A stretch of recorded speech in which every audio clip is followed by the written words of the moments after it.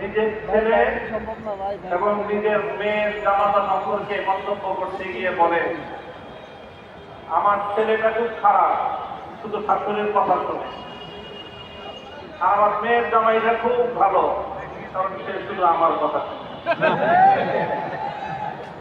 কথা শুনলে মেয়ের জামাই ভালো, আর কথা না শুনলে নিজের ছেলেও খারাপ।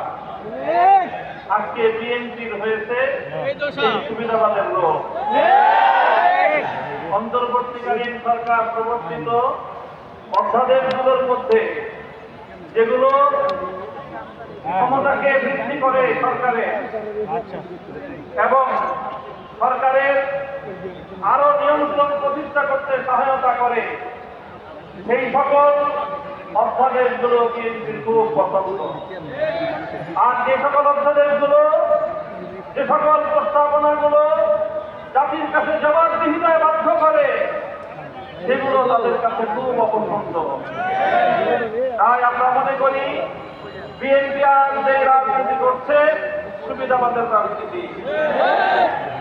আমরা নির্বাচন পূর্ববর্তী সময়ে বিএনপির আরেকটি চরিত্র লক্ষ্য করেছি, সেটা হলো তলে তলে বিএনপি সারা দেশে গণভোটে ন্যায়ের পক্ষে ক্যাম্পেইন করেছে, কিন্তু প্রকাশ্যে সে ন্যায়ের পক্ষে কথা বলার দুঃসাহস তাদের ছিল না, সেই সৎসাহস তাদের ছিল না। এই জন্য লক্ষ জনতার সামনে বিএনপি প্রধান জনাব তারেক রহমান সাহেব গণভোটে হায়ের পক্ষে তিনি ক্যাম্পেইন করতে বাধ্য হয়েছেন। আমি জিজ্ঞাসা করি, উপরে এক কথা তলে তলে আরেক কথা বলে, এটাকে আমাদের দেশে কি বলে?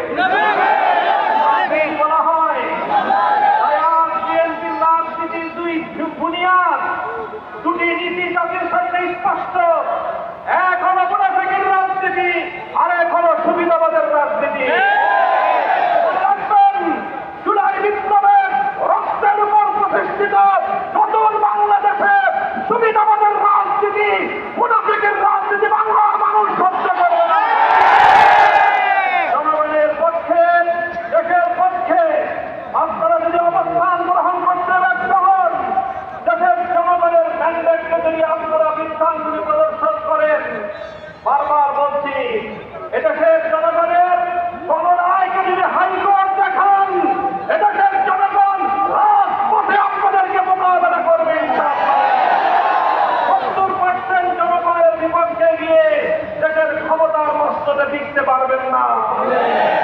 শহীদ জিয়াউর রহমান, বেগম খালেদা জিয়ার সন্তান, কান খাড়া করে শুনে রাখেন, জনতার বিরুদ্ধে গিয়ে কেম হাসান আজিজ মার্কা নির্বাচন করার চেষ্টা করবে, পরিণাম শুধু আপনারাই ভুলবেন তা নয়, আপনাদের অপকর্মের কারণে দেশপ্রেমিক রাজনৈতিক সংগঠনগুলোর নেতা কর্মীরা 28 আগস্ট কিভাবে রক্ত দিয়েছে ঢাকার রাজপথে বাংলার মানুষ সে কথা ভুলে যায় না।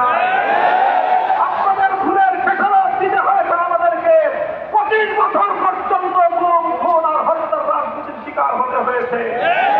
তাই আমরা চাই ভালোই ভালোই দেশ পরিচালনা করেন, জনগণের রায়ের প্রতি শ্রদ্ধা প্রদর্শন করেন, অন্যথায় রাজপথে সংসদে আমরা আপনাদেরকে মোকাবেলা করবো ইনশাআল্লাহ।